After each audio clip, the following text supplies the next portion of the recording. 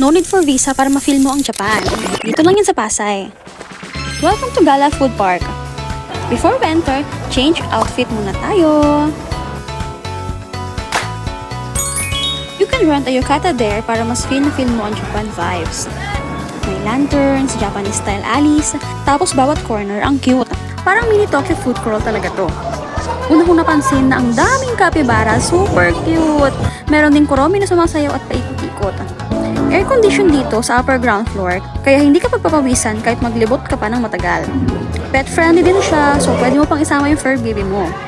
Hindi rin siya yung place na pang picture lang, kasi ang daming food stalls sa loob. May gyudon, karaage, nag-offer ng curry, gyoza, at marami pang Japanese or Asian food. Name it kasi meron dito. Minsan may tambay na mapastay ka muna tulad lang dito sa kanilang rooftop. Hello everyone! Nandito tayo ngayon sa Gala Food Park. So currently, nandito tayo ngayon sa kanilang rooftop garden. So tara! May 50 pesos na entrance fee dito, pero sulit na kasi may free drink na siya pag akyat mo.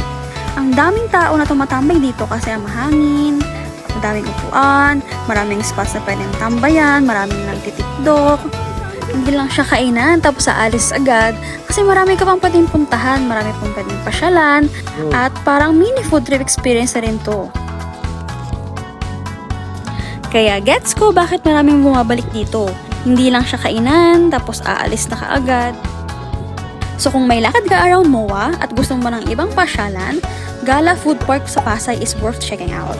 Japan feels talaga with no visa needed. I'll share sa next vlog ko kung ano naman yung mga kinain namin. Bye!